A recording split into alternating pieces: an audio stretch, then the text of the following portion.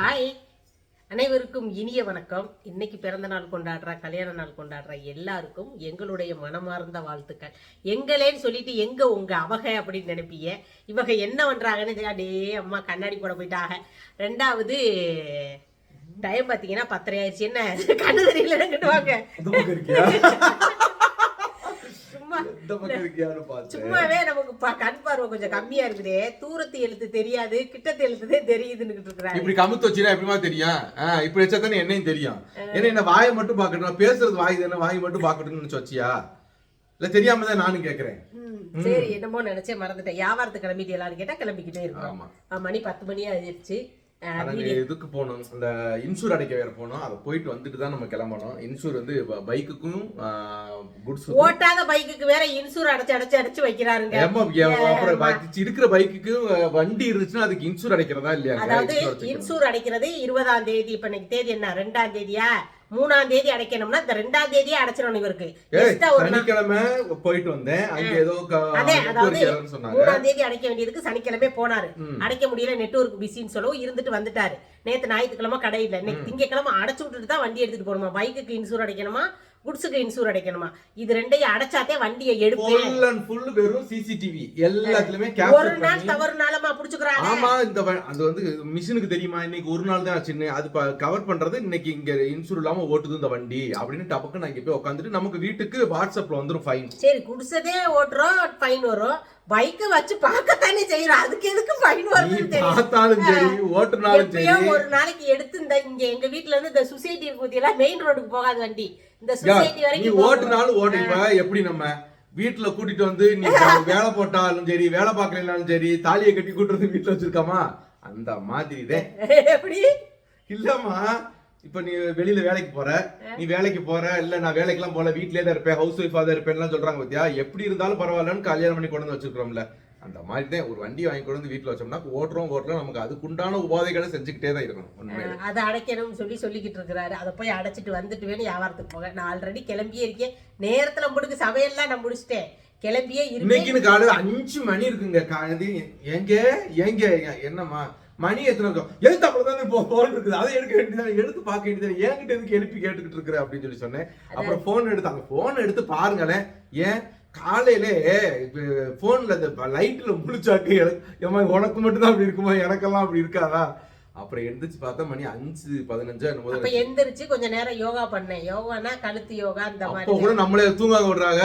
இப்படி காலை வச்சுக்கிட்டு பட்டர்ஃப்ளை யோகான்னு ஒண்ணு இருக்குதான். அப்புறம் காலை வச்சு டம்மு டம்மு டம்முன்னு காலே அடிச்சு, நான் காலை இங்கிட்டு திருப்புறேன், இங்கிட்ட அடி, இங்கிட்டு திருப்புறேன், இங்கிட்ட அடி, டம்மு டம்முன்னு அடிச்சுக்கிட்டே இருக்காங்க. கீழே எந்திரிச்சு யோகா மேட்டை எடுத்து வைக்க எரிச்சல். அப்ப என்ன இருந்தாலும் அவர் யார் அப்படி செய்யணும், கொஞ்சம் தள்ளி உட்காந்துக்கிட்டு நான் அதுல செஞ்சேன். உட்காந்துக்கிட்டே செய்யக்கூடியதுதான் செஞ்சேன்.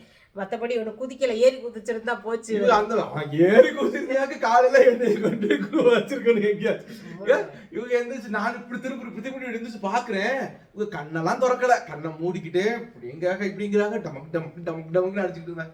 சரி பாவம் எந்திரிச்சு போட்டோன்ட்டு எந்திரிச்சு அப்புறம் 5:50 6 மணி இருக்கானே, 6 மணிக்கு எந்திரிச்சு அப்படியே மெதுவா வந்து 7 மணிக்கு தான் சமையல் வேலையை தொடங்கினேன். அது வரைக்கும் கொஞ்சம் என்னோட வேலைகள் வந்து இங்க எங்கிட்டு வந்து கொஞ்சம் நேரம் செய்யறேன். என்ன செஞ்சாலும் நான் அம்மா ஜம்பி குறைய மாட்டேன், அது வேற விஷயம். ஆனா கொஞ்சம் ரத்தோட்டம் நமக்கு சீரா இருக்கும். கழுத்து வலி எல்லாம் இருக்கிறவங்க எந்திரிச்சு கொஞ்ச நேரத்துல, அந்த எந்திரிச்ச உடனே கழுத்துக்கு நல்லா மசாஜுக்கு கொடுக்குற மாதிரி நீங்க பிரீத்தி உள்ள இழுத்துக்கிட்டே நீங்க பிரீத்திய உள்ள இழுத்தா அவங்க அப்பா திட்டுவாருமா?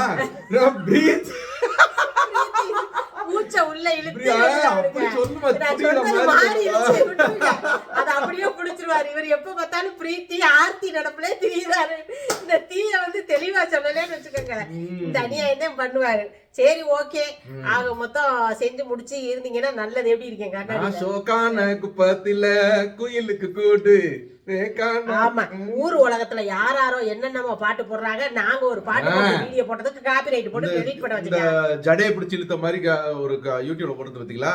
அதுல அந்த ஃபர்ஸ்ட் ஒரு பாட்டு வருவேன், இளவயசு பொண்ணு வசியம், அந்த பாட்டு அதுக்கு காப்பிரைட் போட்டு 20,000 வியூஸ் மேல போனதுக்கு அப்புறம் காப்பிரைட் போட்டாங்க.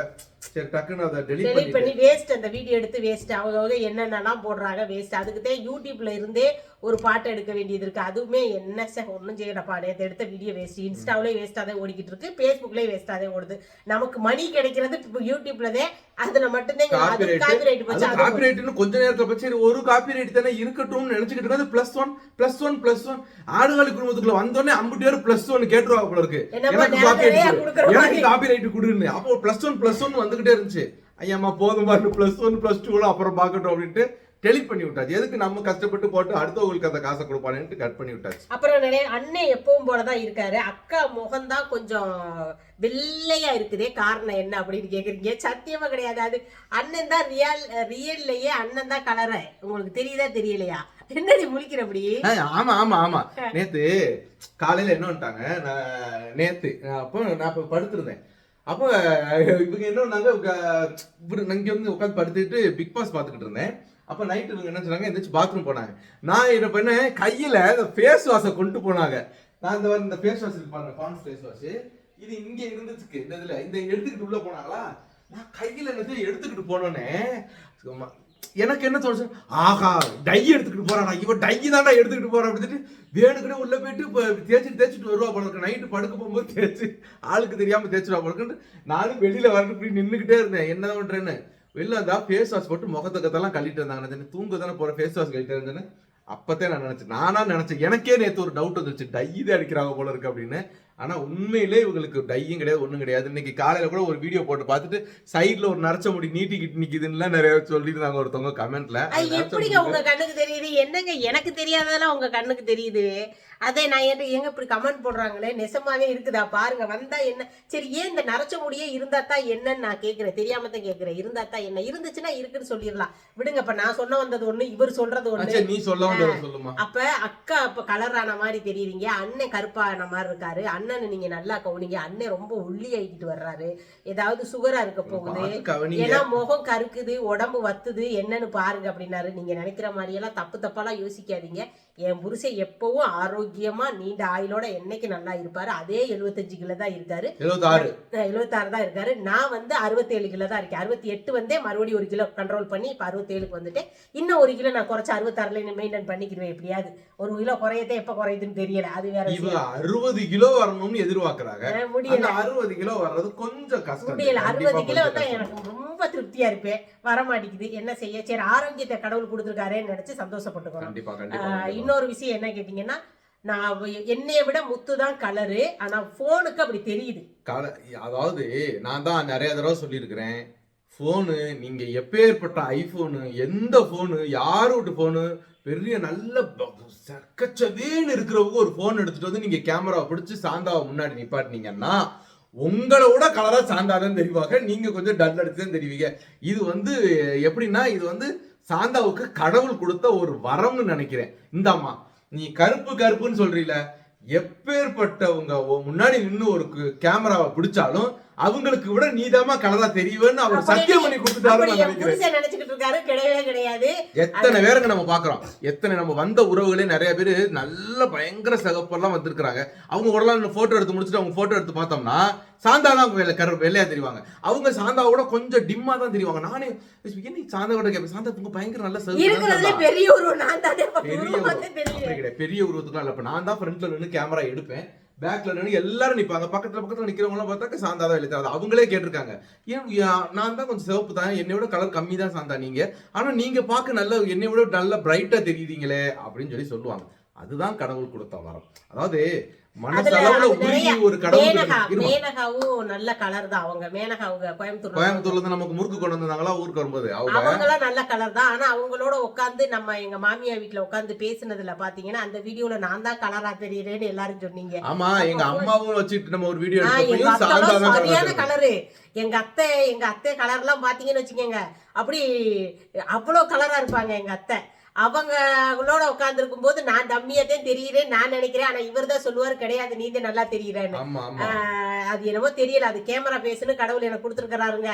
அதை வச்சு அதாவது நான் இதைத்தான் சொல்ல வந்தேன், நம்ம கிட்ட மனசளவுல எது நம்ம கிட்ட ஒரு கடவுள் கிட்ட என்கிட்ட வந்து நமக்கு தேவையானதை கடவுள் கிட்ட முறையிடுங்க. அதை வந்து எப்படி சொல்ற வன்மமா மனசுல வச்சுக்காம நம்ம மன்றாடி கடவுள்கிட்ட கேட்டோம்னா கண்டிப்பாக அந்த கடவுள் அதை நிறைவேற்றி கொடுப்பாருன்றதா உண்மை.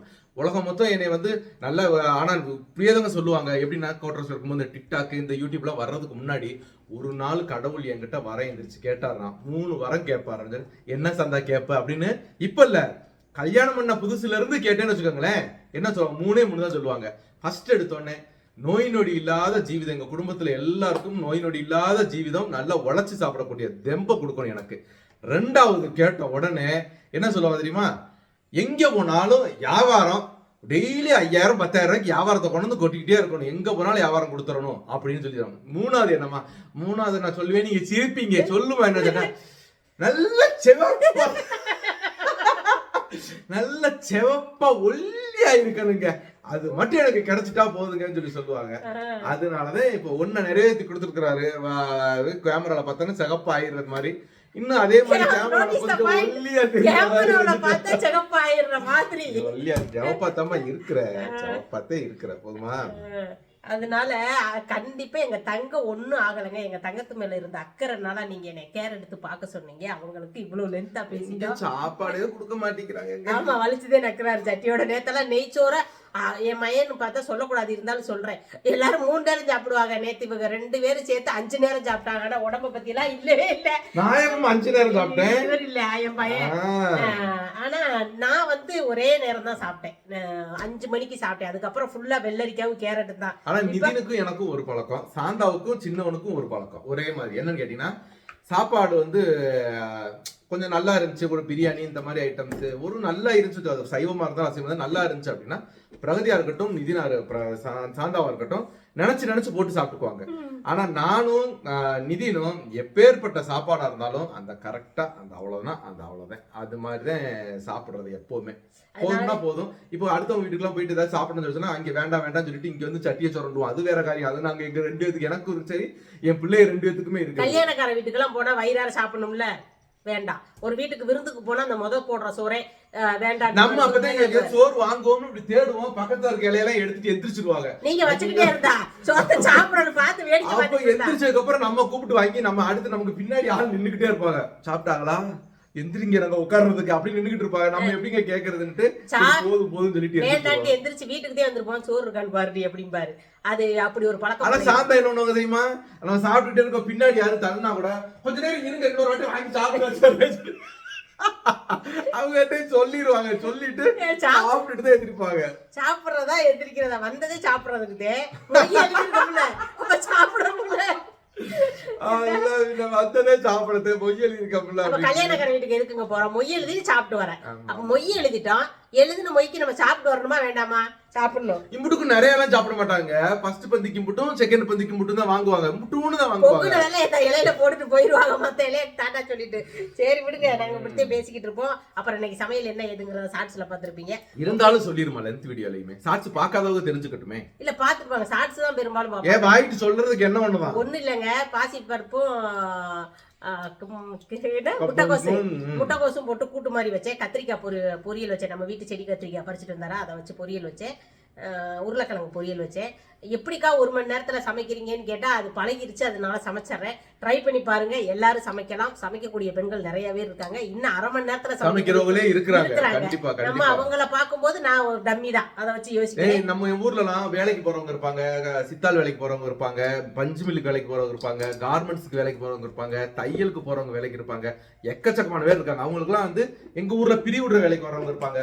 எல்லாரும் காலையில 6:30 7 மணிக்கெல்லாம் இங்க ஸ்பாட்ல இருக்கணும் அப்படின்னு இருக்கவங்க என்ன செய்வாங்கன்னா, காலையில 4 மணிக்கு 5 மணிக்கு எந்திரிச்சு டப்பட்ட வேலையை முடிச்சு பிள்ளைகளுக்கான சாப்பாடு வச்சுட்டு சோறு வழி போட்டு குழம்பு வச்சு அதை நம்ம தூக்கு வழியில வச்சுக்கிட்டு காலையில 7 மணிக்கு அங்கே இருப்பாங்க. பார்த்தா சோறு சட்டி சுடும், அதை ஊத்திட்டு வந்து வச்சிருவாங்க.